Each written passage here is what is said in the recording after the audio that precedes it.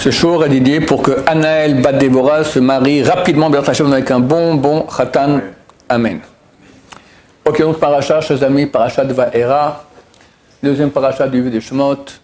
Vaera, Dieu dit qu'il s'est dévoilé à Abraham, Isaac, Jacob. Ils ne lui ont pas demandé pourquoi tu te conduis comme ça. Parce que Dieu a dit à Moshe, va sauver le peuple d'Israël, et on voit qu'au contraire, Pharaon a rendu le travail plus dur. Avant, il leur amenait la paille pour faire le matériau des tuiles, des briques, et là, il a arrêté. Alors qu'Abraham, Isaac, Jacob, chaque fois que Dieu leur disait quelque chose, après, c'est le contraire. Il a dit, tu auras un enfant, il sera né, après, il lui dit, va le sacrifier. Il donne la terre d'Israël, hop, tout au coup, il y a une famine. Et il a dû descendre en Égypte, etc. Bon, ça c'est le début de la paracha. Et donc, Dieu dit à Moshe, tu vas voir comment je vais m'occuper de Pharaon. Et commence dans le paracha les 10 plaies. Dieu dit, première plaie, changer le Nil en sang. C'est aussi leur Dieu, le Nil. C'est marqué que Dieu, quand il va frapper un peuple, il frappe d'abord leur Dieu. Il dit à Moshe, dis à Aaron de frapper le Nil, il sera changé en sang. Pourquoi Dieu dit-il à Moshe que ce soit Aaron qui frappe? Quoi, Moshe ne peut pas le faire? Alors, réponse Chazal, Dieu a donné un cours à Moshe, qui a très bien compris, comme on verra, à Karatatov. La reconnaissance du bien.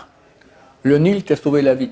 Quand tu avais 3 mois, mon cher ami, on t'a mis dans un panier en osier, tu as flotté sur l'eau. Comment tu peux aller taper cette eau? Comprenez qu'on n'a rien compris. Quoi frapper? D'abord, l'eau, elle a mal quand je la frappe? Elle a pas mal. Tu veux dire, non, mais tu la changes en sang. Ok, mais c'est Dieu qui a ordonné ça. Et puis l'eau qu'il y avait du temps de Moshe, c'était 80 ans, moins 3 mois auparavant. Donc en attendant, beaucoup d'eau a coulé, sa femme est partie en Méditerranée, elle est morte cette eau, c'est une nouvelle eau. Mais non, Dieu nous dit, mon cher ami, Akaratatov, reconnaissance du bien, même pour quelque chose de minéral. C'est phénoménal. Oui. Il n'y avait que le Nil qui était transformé en sang ou tous les points d'eau Tous les points d'eau. Tous les points d'eau. Mais l'essentiel, c'était le Nil. Deuxième fléau. Dieu dit à Moshe, dis à Aaron qui frappe le Nil et qui est plein de crapauds dedans.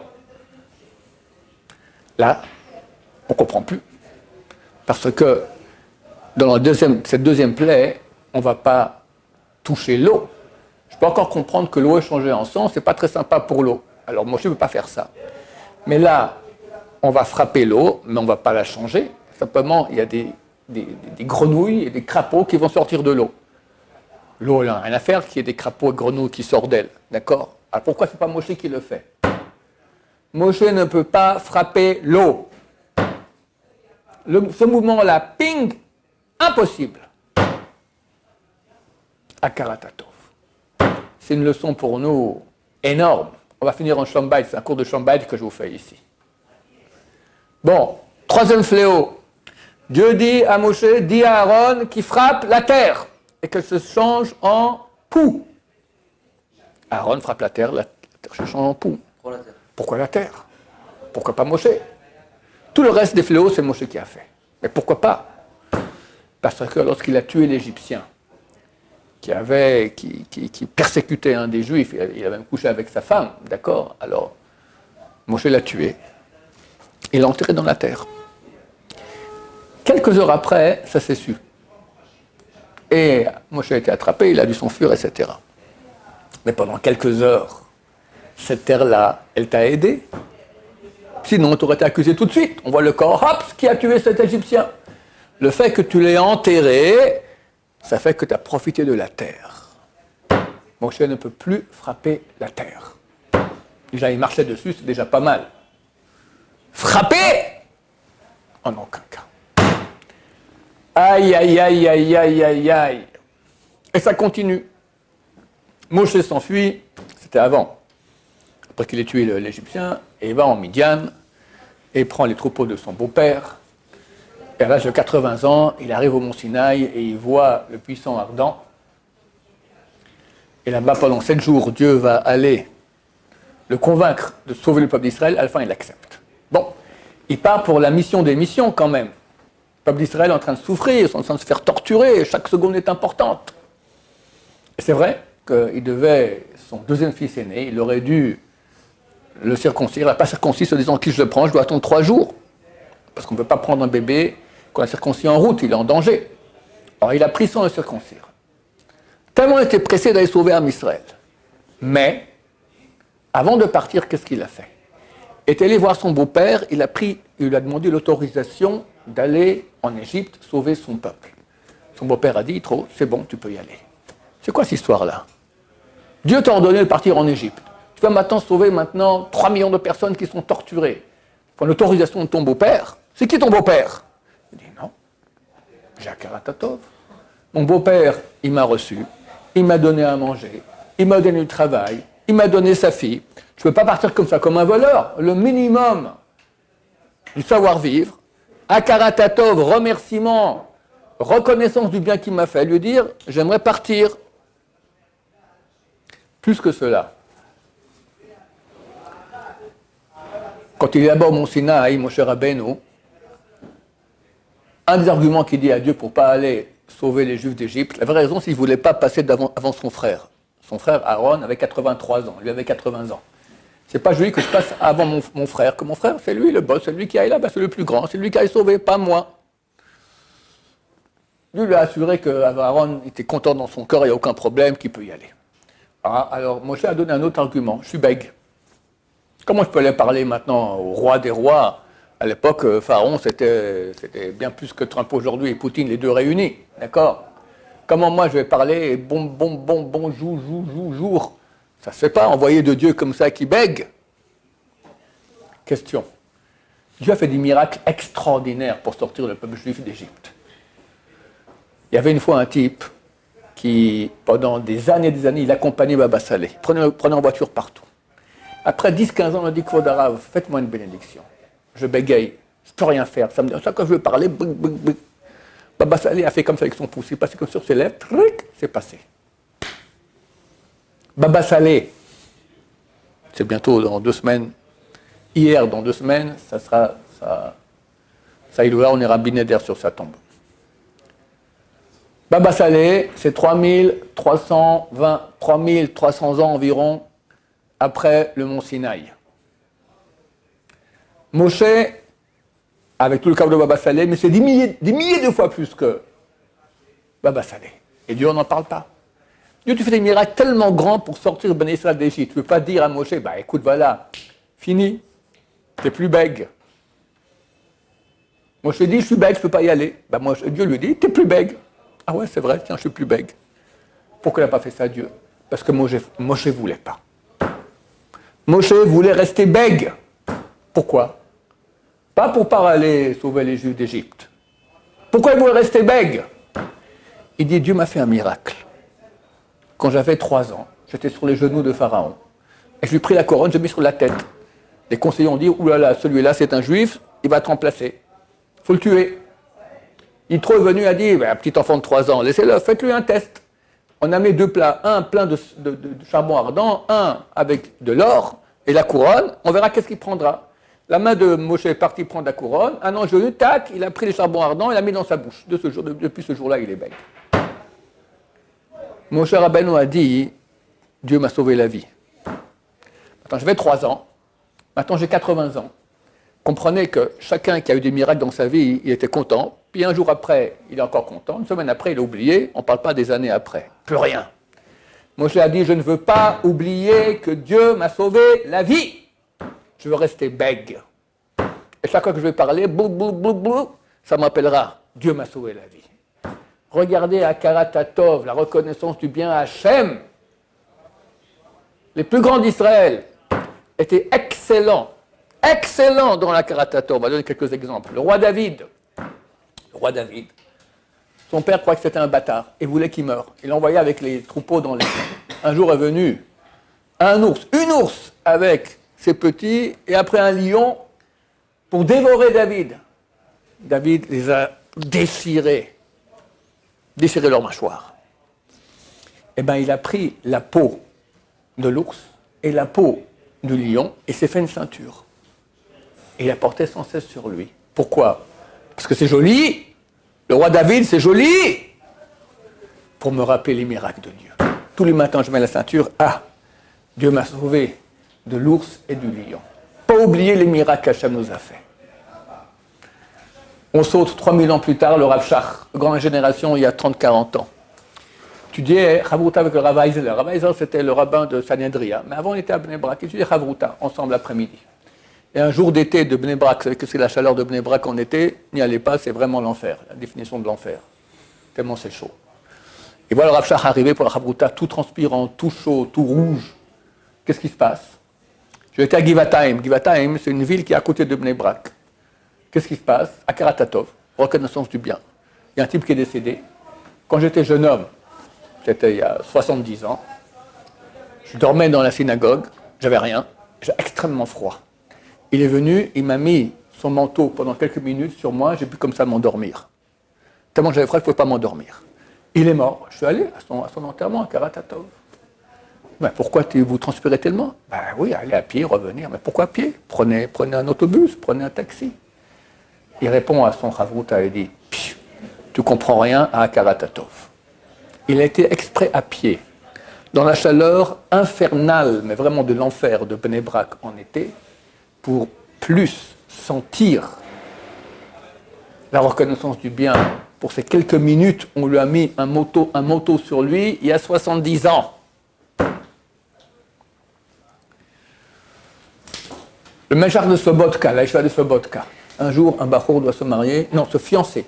Et alors le Mashgiach lui dit, ce soir, le Kodara, Mazal Tov, je me fiance, je serais très heureux que le Rav vienne. Il dit, vraiment, je ne peux pas, je suis très pris ce soir. Puis après, il dit, ah, non, je dois absolument venir à ton fiançailles. Pourquoi? Il y a quelques années, ton père, il m'a pris en stop, je dois aller quelque part, il m'a pris en stop, à Karatatov. Le type, il a une soirée bondée. Mais maintenant, on est plusieurs années plus tard, le fils du type qui t'a pris en voiture, il se fiance, je dois aller aux fiançailles. J'avoue que je suis à des milliards d'années-lumière de cela, je vous raconte cela pas parce que je pense être à ce niveau. Hélas, peut-être ça va m'aider à moi-même à avoir plus à Karatatov, mais comprendre un peu ce que la Torah nous demande. À la fin de la Torah, Dieu dit à Moshe Rabbeinu, va te battre contre Midian. Les Midianites envoyaient les filles pour faire pécher le peuple d'Israël. Et ils ont péché. Il y a eu 24 000 morts. Dieu dit à Moshe, venge ce qu'ont fait les Midianites et après, tu meurs. Moshe, il n'a pas voulu. Il n'a pas voulu ne pas aller à la guerre. Il savait que s'il partait en guerre, après il mourrait. Il dit, Dieu a ordonné, j'y vais tout de suite. Béné Israël n'ont pas voulu. On n'est pas d'accord, on veut que tu restes avec nous. Et bien de force, Moshe Rabbeinu, il les a pris, les a mis à l'armée et ils sont partis en guerre.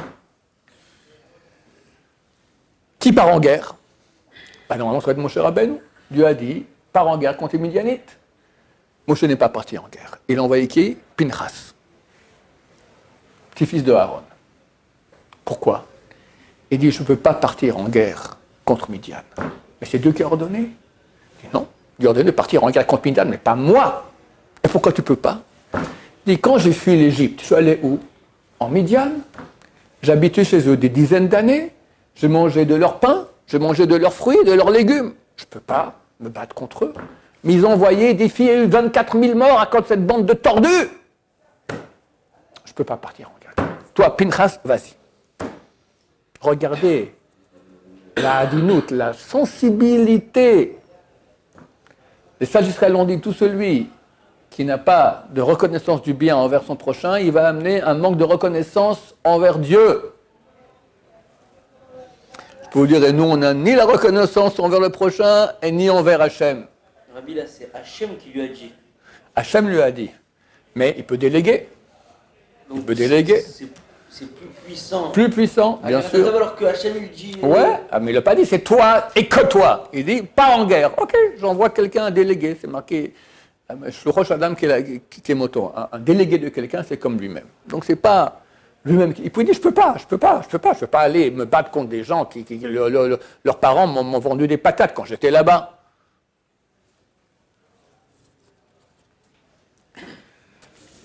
Le problème, c'est que quand quelqu'un nous fait du bien, on dit, mais de toute façon, il l'aurait fait. Alors, Chazal, on dit, quand quelqu'un est invité, il doit dire tout ce que notre hôte, le type qui a invité, a fait, il a fait pour moi. Une bonne bouteille, l'autre aussi veut manger la bonne bouteille, le bon plat, tout ça, sa femme a fait pour tout le monde. Il doit dire, c'est pour moi que ça a été fait. Ça, c'est le bon invité. Le mauvais invité, il dit, tout ce qu'il a fait pour lui. En passant, je suis là, alors il me donne aussi à manger. Regardez la logique des choses. La personne n'aime pas être reconnaissante du bien qui a été fait. Comme disait le Rav de Brisk, le prix le moins cher qu'on peut payer pour un service qu'on nous a rendu, c'est de l'argent. Et quand on lui rendait un service, il tenait à payer. Il dit, si je ne paye pas, je suis redevable toute ma vie. On dit en hébreu, Asir Toda, je suis prisonnier du merci. Prisonnier? Parce que tu es obligé de toujours avoir connaissance du bien pour le bien qu'on t'a fait. Pour un petit truc de rien, tu as pris en stop. Toute sa vie après, il doit reconnaître, se rappeler de cela. Mais si ça a eu lieu, il faut avoir cela. Attends, chers amis, ça c'est l'introduction. Ta femme et mesdames, votre mari, chacun rend service dans le couple des centaines de fois par jour. Un descend la poubelle, l'autre range la maison, madame t'a fait à manger. Tellement de choses qu'on doit voir le bien qui a été fait. Tu peux dire, mais manger, c'est la moindre des choses. Alors, ta femme, d'après le contrat de mariage, elle doit prendre de l'eau bouillie avec un peu de poivre, ça suffit. Elle t'a fait un bon plat, plusieurs bons plats, et tous les jours, et le menu du matin, après-midi, soir, et Shabbat. Et toi, ça peine si tu dis merci, à peine si tu dis c'est bon. Je veux dire un pauvre type. Pauvre type! Akara Tatov. Quelqu'un m'a écrit aujourd'hui, il veut donner des cours sur Shalom Bayit, c'est très très bien. Mais la vérité, je n'arrive pas à comprendre. Qu'est-ce qu'il y a enseigné Shalom Bayit? C'est très simple, tu t'écrases et tu es reconnaissant pour le bien qui est fait. C'est tout. En cela, on a tout dit. On a tout dit. Quelqu'un qui s'écrase et qui est reconnaissant, fait un sourire, il dit merci à sa femme et réciproquement à la femme au mari. C'est fini, il y a le shalom dans la maison, c'est la moindre des choses. Mais c'est ce qui nous manque. Savoir s'écraser, savoir dire merci. Mitzvah encore plus importante, le kavod des enfants pour les parents. Combien les enfants doivent dire merci à leurs parents? Un enfant ne saura jamais combien les parents ont souffert avant qu'il soit parent lui-même. Les nuits blanches, parce que l'enfant pleure. Toute la journée, il dort, l'enfant. Et toute la nuit, il est réveillé. Et toi, c'est le contraire, d'accord? Tu vas bosser. Il faut tenir le coup. Et le parent tient le coup pour un fils qui ne fait même pas un sourire au début. Et après, il lui fait que des problèmes. Petits-enfants, petits problèmes. Grands-enfants, grands problèmes. Combien on doit être reconnaissant à nos parents? Combien? Mais tu dis, les parents, c'est des tordus. Mais mon cher ami, c'est toi le tordu. La Torah dit, même des parents tordus, on leur doit kibbud avehem, les honorer. Même des parents tordus. T'arrives pas, quitte la maison. Mais chas shalom, refuser, crier, chas shalom, pardonnez les mots, insulter. Jamais de la vie à tes parents. Mais ça va pas. À Karatatov, le minimum de reconnaissance du bien, combien on leur doit? Des millions de milliards. Ils sont comparés à Dieu par la Torah, parce qu'ils sont associés à Dieu pour te mettre au monde. Donc tout ce que tu as, c'est grâce à eux. Et on va finir avec ce qu'on dit Chazal. Kol ha-neshama te'alel, toute la neshama va louer Dieu. Le mot neshama, c'est âme. Neshima, c'est respiration. À chaque respiration, on doit remercier Dieu. À chaque respiration, on doit remercier Dieu. Bon, Hachem, tu respires. Tu vois. Tu marches, combien de gens, ils ont des problèmes? Ok, c'est vrai, on souffre, mais ils accusent Hachem. Non mais ça va pas mon vieux, tu vas pas. Fais-moi une liste, quelqu'un m'a écrit dernièrement, j'en ai marre, d'accord, il y a tout ce qu'il avait comme grief contre Hachem. Je lui dis, faites-moi une liste, s'il vous plaît, encore aujourd'hui, de 100 choses bonnes que Dieu vous fait. Le type, il ne voit pas. Oh Hachem, tu as 2 pieds, tu n'en as pas 3, ou pas 1. Tu marches avec, tu digères, tu manges, tu vois, tu parles, tu entends. Combien de miracles quotidiens. Il ne faut pas dire merci à Hachem à cela. C'est ce que cette paracha nous... Tous ces parachutes nous montrent à quel point on doit avoir à Karatator, on doit avoir la reconnaissance du bien envers Hachem, envers nos parents, envers notre prochain, envers nos femmes et les femmes envers leurs maris, et envers tous ceux qui nous font du bien. Que Dieu nous aide dans ce sens-là. Amen et Amen.